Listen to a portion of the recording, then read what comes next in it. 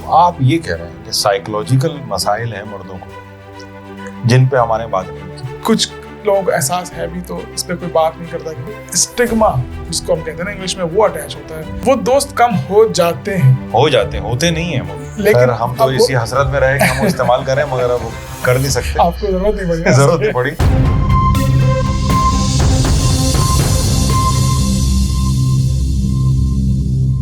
फिर कोई आया दिलेजार, नहीं कोई नहीं, राह होगा कहीं और चला जाएगा। ढल चुकी रात, बिखरने लगा तारों का गुबार, लड़खड़ाने लगे ऐवानों में खाबीदा चराग। सो गई रास्ता तक तक के हर एक राह गुजार, अजनबी खाक ने धुंधला दिए कदमों के सुराग। गुल करो शमे, बढ़ा दो मैं ओ मीनाओ अय्याग, अपने बेखाब किवाड़ों को मुकफ्फल कर लो। अब यहां कोई नहीं आएगा, कोई नहीं आएगा। आंखों से देखिए, कानों से सुनिए, दिलो दिमाग से सोचिए और समझिए। माय लंदन स्टूडियो से यूसुफ अब्राहम का आदाब। मेरे साथ हैं मेरे दोस्त राउडी फारूकी।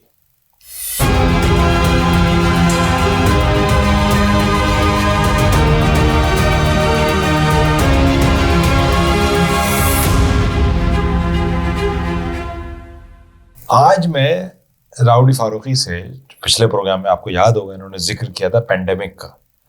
मैं ये जानना चाहूंगा ये पेंडेमिक क्या भला है। अभी तो एक पेंडेमिक से हमारी जान छुटी है और आप फिर एक नए वाले में हमें घसीटना चाह रहे हैं, क्या सिलसिला है? भाई ये पेंडेमिक जो है इतनी बड़ी पेंडेमिक नहीं है, और ऑब्वियसली इसके बारे में इतना जिक्र भी इसलिए नहीं हो रहा कि ऐसी जानलेवा पेंडेमिक नहीं है, लेकिन फिर भी इसके जो असरात हैं वो बड़े गहरे हैं। 2024 में एज यूके और अमेरिका में एक है फिली वॉइस, जिन्होंने ये एक रिपोर्ट जारी की थी जिसके मुताबिक 40 साल के ऊपर के जो मर्द हैं उनमें लोनलीनेस की पेंडेमिक है। और क्योंकि बीइंग अ मैस्कुलिनिस्ट ये मेरा कह लो कि एक काम है जो मैं मर्दों के साथ करता हूँ और मर्दों के लिए करता हूँ, तो मेरी एक रिसर्च और मेरी जो पूरी एक कह लो मेरा सिलसिला है मेरे काम का, उससे ही लिंक है। तो आप ये कह रहे हैं कि साइकोलॉजिकल मसाइल हैं मर्दों को जिन पे हमारे बात नहीं होती। हाँ वो तो है ऑब्वियसली, आई मीन वो एक बहुत बड़ा सब्जेक्ट है। हाँ। और वो मसाइल सिर्फ मर्दों के नहीं, वो सबके हैं, लेकिन मर्दों के भी हैं। हाँ। और इस जो हम आज बात कर रहे हैं और जो मैं स्पेशली एक कह लो कि उसको थोड़ा सा उजागर करना चाहता हूँ, वो है लोनलीनेस मर्दों में, स्पेशली 40+। तन्हाई। और ये रिसर्च से साबित हुआ है कि 40%, which is a big percentage of main over 40 से दे आर लोनली। और उसमें मैरिड फैमिली वाले लोग भी शामिल हैं, सिंगल्स तो हैं ही, और सिंगल्स की तादाद ऑफ कोर्स ज़्यादा है, लेकिन उसमें सब तरह के मर्द शामिल हैं। तो ये है। हाँ, और ये एग्जैक्टली बहुत कम लोगों को पता है, और कुछ लोगों को एहसास है भी तो इस पर कोई बात नहीं करता, क्योंकि ज़ाहिर कोई ऐसी, जैसे मैंने पहले कहा, कोई जानलेवा चीज़ नहीं है। नहीं, मगर उसका जो इम्पैक्ट है वो इर्तिकाई इम्पैक्ट ही कहूँगा मैं। हाँ। क्योंकि वो एक बार शुरू होता है तो कई साल तक ये सिलसिला जारी रहता है, और उससे बहुत सारे लोग मेरे ख्याल से मुतासिर होते हैं। बिल्कुल। तो ये इसका क्या रीजन क्या है, इसका क्या वजह होती है इसकी? इसके रीजन बहुत सारे हैं और मल्टीपल लेवल पे रीजन है। मैं सारे तो जाहिर नहीं कवर कर सकता ये प्रोग्राम का, नहीं तो हम यहाँ बैठ के यही बात करते रहेंगे, लेकिन जो कोई मेन एक रीजन है मेरे हिसाब से, उसमें एक तो छोटा रीजन है लेकिन बहुत इंपॉर्टेंट है, वो है कि एक स्टिग्मा जिसको हम कहते हैं ना इंग्लिश में, वो अटैच होता है। अगर आप 40 साल या उससे ज्यादा की उम्र है आपकी और आप सिंगल हैं स्पेशली, तो ये होता है कि भाई ये क्यों सिंगल है, कोई गड़बड़ होगी, क्यों आज तक इन्होंने तासुर यही बनता है, तासुर ही मिलता है ना कि ये आज तक क्यों फैमिली नहीं बना सके, कोई गड़बड़ होगी। और कई मर्द सिर्फ इस डर से कि हमारे बारे में ये जजमेंट ना की जाए, वो कोशिश ही नहीं करते हैं कि लोगों से मिलें। और तो इसलिए वो तनाई में लोनलीनेस का शिकार हो जाते हैं कि उनको ये डर होता है कि अगर हम इस एज में जाके कोशिश करेंगे पार्टनर ढूंढने की या फ्रेंडशिप इवन इस्तेमाल करने की, नहीं तो उनके दोस्त फिर ऐसे लोगों के जो तनाई पसंद हो जाते हैं उनके दोस्त कम होते हैं। वो दोस्त कम हो जाते हैं होते नहीं है, हो जाते हैं। अब देखो क्या होता है कि, और ये भी अगेन रिसर्च की से साबित होती बात कि जैसे आपकी एज जब 40 को हिट करती है या 40 से ऊपर होते हैं, तो अगर आप स्पेशली अगर आप सिंगल हैं तो आपके जो दोस्त यार हैं वो मैरिड हैं, उनकी फैमिलियां हैं, तो वो जो कनेक्शन होता है एक सॉलिड वो खत्म हो जाता है, क्योंकि ज़ाहिर वो अपनी लाइफ में बिजी है, क्योंकि वो कॉमन फैक्टर नहीं रहता दोस्तों में। हाँ, तो वो ये बहुत अहम बात की है, ठीक है। तो वो अपनी लाइफ में बिजी हो जाते हैं, इसलिए अपनी फैमिली में बिजी हो जाते हैं। तो जो लोग रह जाते हैं, सिंगल रह जाते हैं, या किसी भी रीजन से वो खुद करते हैं डिसाइड कि हाँ भी सिंगल रहना है। और ये भी एक फैक्टर है कि जो मॉडर्न लाइफ स्टाइल है कि भाई आपको अपना करियर बनाना है, और कई बार वो नहीं बन रहा है तो आप लगे हुए यार फैमिली बना लेंगे, पहले पैसा करना है, पहले प्रॉपर्टी करनी। और ये भी एक फिर सोसाइटी की बात आ जाती है बीच में कि सोसाइटी की एक्सपेक्टेशंस आ जाती हैं कि भाई अगर आप मर्द हैं सर्टेन एज में और आपके पास घर नहीं है, या कोई करियर नहीं है, सॉलिड जॉब नहीं है, इनकम नहीं है, तो भी आपकी एक फैमिली बनाने में रिस्ट्रिक्शंस होती हैं। तो वो हल्के अगर वो आपकी एज निकल गई और आप अभी तक स्ट्रगल कर रहे हैं, तो जो आपके आसपास के लोग हैं, जो आपके दोस्त यार हैं, वो अपनी अपनी जगह अपनी फैमिली में सेटल हो गए, तो आप तो अकेले ही रह गए ना। Oh yes. तो मगर ये इसमें एक सबसे बड़ा जो मेरे जहन में सवाल आ रहा है वो ये है कि जो लोग इसका शिकार, ये तो कोई नफ्सियाती कोई पैदाइशी बीमारी तो नहीं है, नहीं, ये माहौल से एक पैदा होती है या हालात की वजह से, माहौल से, हालात से। लेकिन इसमें जो बहुत बड़ा फैक्टर है वो अपना बिहेवियर, अपनी पर्सनालिटी है। नहीं तो वो पर्सनालिटी अगर जैसे, तो इसका मतलब है वो इनहेरिट करके तो नहीं पैदा हुआ ना? नहीं, ये कोई ज़ाहिर कोई ये कोई जेनेटिक डिजीज तो नहीं है ना। लेकिन इसका एक फैक्टर जो है, वो जो मेरी लाइन ऑफ एक्शन जिसको मैं कहता हूँ वो है, और मैं खुद उससे रिकवर करके इस स्टेज पे आया हूँ, और वो है नाइस गाय सिंड्रोम। और वो नाइस गाय सिंड्रोम क्या है कि वो लोग जो अपने आप को हमेशा पीछे रखते हैं, अपनी ज़रूरियात को छुपाते हैं, और वो उनका माइंडसेट ये कहता है कि अगर हम नीडलेस होंगे, हम एग्रीएबल होंगे, तो हमें शायद एक्सेप्टेबल होंगे फिर, और हमें शायद प्यार भी मिलेगा, हमें शायद तवज्जो भी मिलेगी। अगर हमें कोई ये सोचेगा हाँ यार ये बंदा तो यार हमेशा हमारे लिए आगे होता है, ये बंदा तो हमें शायद। लेकिन वो लोग वो होते हैं जो इनफैक्ट कई बार मेले में रह के भी अकेले होते हैं। हाँ, वो बेसिकली वो लोग होते हैं कि जो बिला गर्ज के, गरज होती है हर एक की, दुनिया में कोई शख्स नहीं है जिसकी कोई गरज ना हो। नहीं तो लेकिन वो ऊपर से अनफॉर्चुनेटली वो प्रिटेंड कर रहे होते हैं कि वो बिला गर्ज हैं। अंदर से तो गर्ज होती है ना, किसको नहीं चाहिए प्यार, किसको नहीं चाहिए अटेंशन, किसको नहीं चाहिए मोहब्बत, किसको नहीं चाहिए एक अपनायत। लेकिन वो उनका माइंडसेट, वो एक नाइस गाय सिंड्रोम की पूरी एक डिफरेंट डेफिनेशन है, और मैं उस पर बात करेंगे। हाँ, अगली एपिसोड में मैं उस पर बात करूंगा डिटेल में। लेकिन सिर्फ just to give a hint कि वो बचपन की एक जो सर्वाइवल स्ट्रैटेजीज होती हैं, वो जवानी और आपके इवन बुढ़ापे तक आपके साथ रह जाती हैं, और अगर वो आपकी रह जाए तो वो भी एक लोनलीनेस का जरिया बन जाती है। मगर इसमें एक सवाल ये आता है कि पर्सनैलिटी जैसे इंट्रोवर्ट है और एक्सट्रोवर्ट है, उसके बारे में उसमें और इसमें क्या फर्क है? कोई आदमी इंट्रोवर्ट है तो क्या वो तन्हा है? नहीं, जरूर। या तन्हाई पसंद है? अच्छा, अब ये भी बात इस पे बड़ी इंपॉर्टेंट है कि तन्हाई पसंद, ठीक है। एक जो लफ्ज है उर्दू में तन्हाई, वो जो है आई थिंक इंग्लिश में थोड़ा सा ज्यादा स्पेसिफाई है। एक है लोनलीनेस और एक है बीइंग अलोन, दोनों में फर्क है। ठीक है। तो हम उर्दू में जब तन्हाई कहते हैं तो हम उसको हर माने में ले लेते हैं, लेकिन being alone is different from loneliness. सही बात है। ठीक है ना। तो अगर मैं चूज कर रहा हूँ कि हाँ भाई मैं अकेला रह के और मैं अपना करियर पे ध्यान दे रहा हूँ, या मैं पढ़ाई पे ध्यान दे रहा हूँ, या व्हाटएवर, दैट्स डिफरेंट थिंग। लेकिन अगर मैं चाहता हूँ कि मैं फैमिली में रहूँ, लोगों के साथ रहूँ, और सोसाइटी में रहूँ, और किसी सोसाइटी का, फैमिली का हिस्सा हूँ, और मैं नहीं हो पा रहा हूँ, वो लोनलीनेस है कि आप चाहने के बाद भी अकेले हैं। सही बात है, ठीक है ना। तो वो लोनलीनेस प्रॉब्लम है जो आप, अगर आप मान लो कि आपको जब कोई फैमिली वाला भी है, अब कितने लोग इंडिया से, पाकिस्तान से, दूसरे डिफरेंट ममालिक से फैमिली पीछे छोड़ कर यूके में, अमेरिका में, वेस्ट में आते हैं काम करने के लिए, बिल्कुल आते है ना। तो वो एक हालांकि वो भी लोनलीनेस फील करते हो किसी पॉइंट पे डेफिनेटली, लेकिन वो एक चॉइस होती है कि हम इस मकसद के लिए आए हैं, जब मकसद पूरा हो जाएगा तो शायद फैमिली को बुला लेंगे या वापस चले जाएंगे, ठीक है ना। वो एक डिफरेंट सिनारियो है, वो भी इंपॉर्टेंट बात है, लेकिन वो एक डिफरेंट सिनारियो है।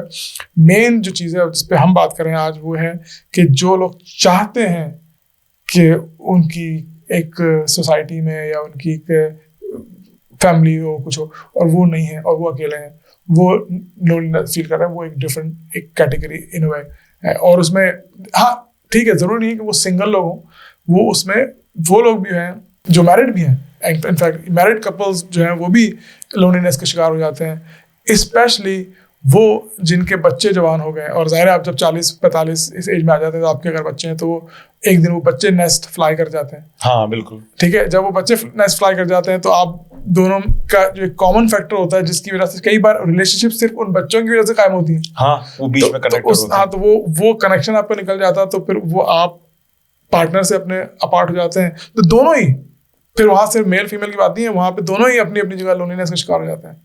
हाँ, तो बहुत सारे फैक्टर हैं, सिर्फ सिंगल लोगों की बात नहीं है, जो मैरिड लोग हैं, नहीं, बहुत जो फैमिली में लोग रह रहे हैं वो भी है। और उसका जो एक साइड इफेक्ट ये कह लो वो ये है कि जब आप एक सर्टेन एज में आ जाते हैं, और लेट्स से अगर आप सिंगल हैं, तो आपके पार्टनर ढूंढने के या जिसको हम कहते हैं डेटिंग वगैरह के ऑप्शंस भी लिमिटेड हो जाते हैं। बिल्कुल, वो तो बड़े मसाइल है भाई उस सिलसिले में। तो बहुत से लोग ऐसे हैं कि वो डेटिंग एप्स हैं अब तो। हाँ, लेकिन हम तो इसी हसरत में रहे कि हम इस्तेमाल करें, मगर अब वो कर नहीं सकते। आपको जरूरत नहीं पड़ी, मगर जो लोग इस्तेमाल कर रहे हैं, कोशिश कर रहे हैं नहीं, तो उनको रिस्पॉन्स नहीं मिलता। नहीं, और ये भी एक बहुत बड़ा सब्जेक्ट है कि जो एप्स हैं उनके एल्गोरिथम्स हैं, they are design for a certain age group. और ठीक है, हाँ वो कुछ है एप्स ऐसे भी जो कि सर्टेन एज ग्रुप के लिए डिजाइन है, जो ओवर 50s या ओवर 40s के लिए डिजाइन है, लेकिन उसमें भी बहुत सारी चीजें हैं जो कि सिर्फ 1% लोग हैं उनको प्रोफाइल्स को आगे लेके आते हैं। वो एक बिल्कुल डिफरेंट साइंस है, वो डिफरेंट सब्जेक्ट है जिस पे बात की जा सकती है, पूरा प्रोग्राम। मगर इसके अंदर मैं तुम्हारी बात, सॉरी बीच में काटूंगा, उसमें ये था तुम्हारा ये जो स्टडी है पूरी, ये किस रेफरेंस की बेसिस पे है? पहली चीज, मतलब खुद की स्टडी है, जारी बात है, इसमें मुख्तलिफ, ये तो साइको एनालिसिस टाइप की चीज है, इसके बहुत सारे प्रोफेसर हैं जिनका ये काम है, जो ये करते हैं। तो तुम्हारी इसमें इधर हट के सवाल इसलिए है कि मैं ये जानना चाहता हूँ कि तुम क्यों इस तरफ आए? हाँ, मतलब आपकी क्या वजह थी इस तरफ आने की, कि कोई खास रीजन था, या तुम क्यों आए इस तरफ कि भाई मुझे यही पढ़ना है? तो ये मैं इस बीच में सवाल, हाँ नहीं ठीक है, वो सवाल एक्चुअली बड़ा वैलिड है। उसकी रीजन जो स्पेसिफिकली इस पेंडेमिक की बात कर रहा हूँ वो तो मैंने पहले जिक्र किया कि एज यूके ने और फिली वॉइस ने एक स्टडी की उसका, ठीक है। लेकिन मेरा जो पर्सनल रीजन है जो इस पूरे सब्जेक्ट को कवर करता है, वो है नाइस गाय सिंड्रोम का। अच्छा। जो कि डॉक्टर रॉबर्ट ग्लोवर, एक अमेरिका के एक he is a PhD actually, वो उनका एक ये टर्म नाइस गाय सिंड्रोम भी उनका कॉइन किया हुआ है। उनकी बड़ी जबरदस्त बुक है जो कि मैं समझता हूँ कि हर एक को, मर्द औरत दोनों को पढ़नी चाहिए। नाम बता। उसका नाम है नो मोर मिस्टर नाइस गाय। नो मोर मिस्टर नाइस गाय। तो हम इसका लिंक देंगे बिल्कुल। हाँ ठीक है ना, वो बुक सबको पढ़नी चाहिए। है तो वेरी मेल ओरिएंटेड, लेकिन उसका बेनिफिट खवातीन को भी हो सकता है, ताकि उनको आइडिया हो if they think there is something wrong in their relationship, it may be because of their partner's nice guy syndrome। तो एक ये बहुत इंपॉर्टेंट चीज़ है। और वो नाइस गाय सिंड्रोम क्या है उस पर हम डिटेल में अगले प्रोग्राम में बात करेंगे, लेकिन एक बचपन की जो सर्वाइवल स्ट्रेटजीज होती हैं वो आपके एडल्टहुड तक आ जाती हैं, और बिल्कुल आ जाती हैं। और उसमें जो उसके जो कोर फैक्टर्स हैं वो ये है कि आप जो इंसान है, स्पेशली मर्द है, वो ये सोचता है। और बाय द वे, इससे पहले कि मैं ये बात को कंक्लूड करूँ, नाइस गाइज क्योंकि इन्होंने कॉइन की है ये टर्म, तो हम गाइस के बारे में बात कर रहे हैं, हम गाय के बारे में बात कर रहे हैं, लेकिन ये खवातीन में भी होता है। और किसी ने बड़े एक अच्छी इंडिया की एक बिजनेस वुमन है जिनके मुंह से मैंने कहीं सुना था, नाइस डॉटर सिंड्रोम। हाँ, इस पे बात होनी चाहिए, है ना, उस पर भी बात करेंगे। हाँ, उस पर भी बात करेंगे, नाइस डॉटर सिंड्रोम। बट ये है नाइस, हाँ ये था भी सिलसिला। हाँ, तो बेसिकली तो इससे डॉक्टर रॉबर्ट ग्लोवर की जो ये बुक है, उसको पढ़ के मैं खुद एक ट्रॉमेटिक सिचुएशन जा रहा था, और उसको पढ़ के मुझे ये लगा कि ये सिंड्रोम, ये तो पूरी डिस्क्रिप्शन जो बुक में है वो मेरे बारे में बात कर रहे हैं। तो मैंने फिर उस नाइस गाय सिंड्रोम का अपना इलाज शुरू किया। अच्छा, खुद you are the victim as well and patient भी। हाँ, तो वो देखो, जब तक आपको खुद किसी चीज का एक्सपीरियंस ना हो, आप किसी को क्या बता सकते हैं। तो उसमें असिस्टेंस किसने दी, मतलब खुद किया, सेल्फ? नहीं, मैंने इनका एक्चुअली इनका एक ग्रुप है जिनका नाम है इंटीग्रेटेड नेशन। मैंने वो ज्वाइन किया, और उसमें सारे वो लोग हैं जो नाइस गाय सिंड्रोम के बारे में, तो एक सपोर्ट ही है बेसिकली। और फिर मैंने अपने इर्द गिर्द अपने नेटवर्क में वो लोग, वो कहते हैं ना, लोग साथ आते गए और कारवा बनता गया, तो मुझको वो लोग मिलते गए जो कि यहाँ तो बहुत लोग आएंगे, वो जुड़ते गए, और उनसे हम शेयर करते रहे। मेरी जो रिसर्च थी मैं उनसे शेयर करता गया। फिर मेरी जो मेडिटेशन वाली साइड है, that kicked in as well. अरे वो भी हम आपसे डिस्कस करेंगे, है बहुत चीजें, तो बहुत चीजें। और उसके जो सॉल्यूशंस है उसमें one of that is to change your brain chemistry, to rewire your brain. So वो एक और मेरे मेंटोर हैं डॉक्टर जो डिस्पेंसा, जिनकी मैंने वर्कशॉप्स ज्वाइन की और उनसे मेडिटेशन का साइंटिफिक साइड जो है वो सीखी। तो वो एक अगेन अनदर डिफरेंट सब्जेक्ट। तो ये जो पेंडेमिक की मैं बात कर रहा हूँ, उसका लिंक नाइस गाय सिंड्रोम से है, लेकिन सिर्फ नाइस गाय सिंड्रोम से नहीं है, इसके और भी वजूहात हैं जो कि मैं डिस्क्राइब कर चुका हूँ। बिल्कुल सही, जबरदस्त। मगर इसमें मैं सिर्फ यही जानना चाहूँगा कि ये जितने भी एलिमेंट्स हैं जो इंसान की जिंदगी में आ रहे हैं, तो तुम खुद, अगर ये तो जारी पता ऐसे प्राइवेट मैटर्स होते हैं, लोग डिस्कस करना चाहेंगे इस सिलसिले में, कुछ मालूमात भी लेना चाहेंगे, कुछ ये भी चाहेंगे कि भाई इसको, बहुत से लोगों की जिंदगी में ऐसे लोग होंगे, यकीनन होंगे, जो हम जानते हैं बहुत से लोगों को, बहुत से लोग प्राइवेटली आपसे राबता करना चाहेंगे। तो मेरे ख्याल से इस सिलसिले में भी लोग कर सकते हैं। हाँ, बिल्कुल कर सकते हैं, और लोग मुझसे करते हैं। मैं ऑलरेडी कई लोग हैं जिनको, ऑब्वियसली मैं किसी का नाम वगैरह नहीं मेंशन कर सकता, क्योंकि बहुत ही ये प्राइवेट चीज है, पहली बात। दूसरी बात है कि जो कॉन्फिडेंशियलिटी है, लीगली भी आप नहीं कर सकते ना। हाँ, वो तो है, लेकिन जो कॉन्फिडेंशियलिटी है, हालांकि हम मेरा जो है कोई ऐसा नहीं कि हमको कॉन्ट्रैक्ट साइन करते, लेकिन जो पूरा जो एथिक्स है वो कॉन्फिडेंशियलिटी है। तो ये जरूर है कि मैं अपनी सारी रिसर्च जो मैंने खुद यूज की अपने लिए, वो उनसे शेयर करता हूँ। और मैं सारे रिसोर्सेज जो मेरे पास हैं, जो मैंने अपने लिए इकट्ठे की, वो शेयर करता हूँ। और ऑब्वियसली जो मेडिटेशन है वो मैं उनको सिखाता हूँ। क्या बात है कि अपने ब्रेन की केमिस्ट्री और अपना जो वायरिंग है वो कैसे ब्रेन की चेंज करनी है, अपने आप को उस माइंडसेट से कैसे निकालना है। और ज़ाहिर है ये एक कमिटमेंट और लाइफस्टाइल की चीज है। ये एक दिन में कोई ऐसी पुड़िया नहीं जो आपने फाड़ ली हो। सही बात। तो इट टेक्स वर्क। मुझे नियरली 1.5 साल लगे यहाँ तक पहुंचने में। और ये अब आप सोचें कि डॉक्टर रॉबर्ट ग्लोवर हिमसेल्फ, जब उन्होंने वो बुक लिखी थी वो अबाउट 38 साल के थे, आज वो 68 के हैं, और वो अभी भी कहते हैं कि आई एम स्टिल रिकवरिंग। क्योंकि आपको ये अपने आप को रिमाइंड करते रहना पड़ता है कि हाँ भाई कि यस, मैं फिर वापस उस पैटर्न में चला जाए वापस। ठीक है, तो इसका इफेक्ट, खैर इसके बारे में हम मज़ीद प्रोग्राम काफी करेंगे तफसीली। और बहुत सारे एलिमेंट हैं, लेकिन एक चीज जिसके बारे में आज मैं मेंशन करना चाहता हूँ वो यूसुफ ये है कि ज़ाहिर है इसका सोल्यूशन है, और सोल्यूशन लॉन्ग टर्म है, और उस सोल्यूशन बड़ा लेयर्ड है कि ये नहीं है कि अगेन कि एक आपने कोई काम कर लिया उससे आपका इलाज हो गया। लेकिन जो बहुत इंपॉर्टेंट सोल्यूशन जिसके बारे में मैं बात करना चाहता हूँ इस आज के एपिसोड के हवाले से, लोनलीनेस के हवाले से, कि मर्दों के लिए बहुत ज़रूरी है कि दूसरे मर्दों के साथ उठना बैठना शुरू करें, दोस्ती करें, साथ जाएं, एक्टिविटीज करें। देखो, एक तो हमारी ये दोस्ती है ना, अगर वो दोस्ती ना भी हो तो साथ में ऐसी दोस्ती हो कि आप जाएं, जैसे लोग जाते हैं, गोल्फ खेलते हैं, हाँ, साथ एक्टिविटीज करते हैं, जिम जाते हैं, पब में बैठो, व्हाटएवर, ठीक है, वो डार्ट्स खेल रहे हैं, तो उसके कई फैक्टर। एक तो ये कि आपकी थोड़ी देर के लिए जो आपकी फैमिली है या जो आपके घर के जो मसाइल हैं उससे माइंड हट जाता है, छोटी सी बात। दूसरी बात ये कि जब आप अपने उन लोगों के सर्कल में बैठते हैं, अपने एज ग्रुप के सर्कल में मर्दों के साथ बैठते हैं, तो कई बार डिस्कशन होती है, बातें होती हैं, उसमें कुछ सोल्यूशन भी निकल आते हैं। कि भाई अगर मैं फाइनेंशियली स्ट्रगल कर रहा हूँ तो कोई कह सकता है यार यार वो मैंने फलाना मेरे पास एक बंदा पूछ रहा था जॉब तुम करते हो काम, ये ऐसे होता है, ठीक है ना। और तीसरी चीज जो मेरे हिसाब से बहुत इंपॉर्टेंट है वो है कि एक मस्कुलिन एनर्जी जो शेयर होती है, सही बात है, सही बात है। और हमारी अनफॉर्चुनेट सोसाइटी जो है वो मर्दों के अंदर से मस्कुलिनिटी जो है वो स्क्वीज आउट कर लेती है।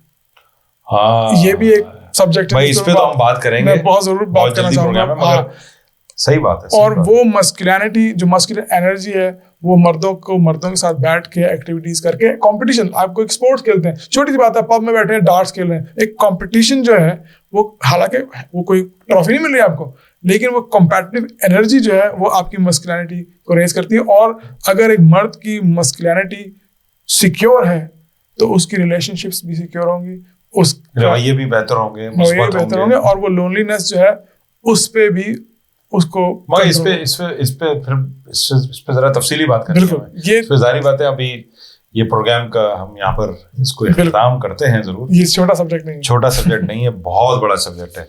मगर अभी आधे घंटे बाद जो लोग भी फोन करना चाहें, नंबर यहाँ पर आ रहा है, तो आप इस नंबर पे कॉल कीजिए और हमसे बात कीजिए। 7:30 से 8:30 हम दोनों लाइव होंगे, और ऑब्वियसली जैसे यूसुफ ने कहा कि नंबर पे आप कॉल कर सकते हैं, और लाइव जो आप फेसबुक लाइव पे होंगे हम अगर, तो आप वहाँ पे जो कमेंट्स वगैरह कर सकते हो, हमें लाइव दिखेंगे तो हम उसका रिस्पॉन्ड भी कर सकते हैं। और इस सब्जेक्ट को लेके अगर किसी ने कोई अपना पॉइंट ऑफ व्यू रखना है, कोई सवाल करना है, या मतलब किसी बात को चैलेंज भी करना है, तो ज़रूर कीजिएगा। कोशिश होगी जितनी नॉलेज है हमारे पास उसके हिसाब से जवाब दे सकें, और नहीं होगी तो ये वादा है कि हम जाके रिसर्च करके आपको फिर आके तरीके से बताएंगे, हम आपकी बात को गोल नहीं करेंगे और कोई उल्टा सीधा जवाब भी नहीं देंगे, ये वादा है। हाँ, जो चीज़ पता होगी ज़रूर बताएंगे, और फिर आपसे राब्ता होता है। मगर एक बात नहीं भूलिएगा, लाइक कीजिए, शेयर कीजिए, फॉलो कीजिए, और हमारे साथ मुंसलिक रहिए। और जाते जाते एक पैगाम छोटा सा, खुश रहिए और अपना ख्याल रखिए। आधा फर्ज है। रब रखा।